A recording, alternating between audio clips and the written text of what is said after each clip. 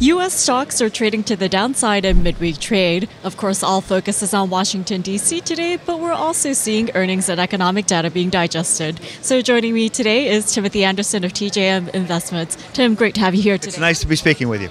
Well, of course, all focus has been on Washington, D.C. U.S. President Donald Trump fired the FBI Director James Comey, and that has been taking up a lot of our attention. But of course, we do have to digest the latest earnings reports, and we're seeing Disney weigh on the Dow today.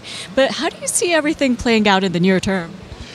You know, I think we continue to have this very vibrant rotation, similar to what we had toward the end of last year and early this year. And right now you've got the yield curve has steepened a little bit in the last few days. Not too many people are talking about it, but the banks have kind of come off their lows from a couple of weeks ago. We are a handful of days from the midpoint of the second quarter. We've got a relatively steady IPO market, not necessarily blockbuster IPOs, but certainly not an IPO market that speaks of frothy activity. So the market actually is very healthy, and I feel like it's just kind of resting and churning, getting ready for another leg higher. And that's interesting you mentioned that, because earlier this week we started out with very, very low volume and quiet markets. And if you read a lot of financial headlines, they're saying, oh, could this be the eerie calm before the storm? And we have been getting a political storm. But in terms of the markets, as you mentioned, we are seeing higher intraday levels for most of the major equity averages. But given what we've been seeing in some of the sectors, have you changed your outlook at all? Well, not really, but I think one thing that's going to be very important to watch is the dollar. Now, obviously, we had the French elections on Sunday, and as expected, Macron won. And a lot of people would have normally expected that maybe the euro would rally sharply off that, and it hasn't. It's drifted a little bit lower. And I think that this just might be one of these.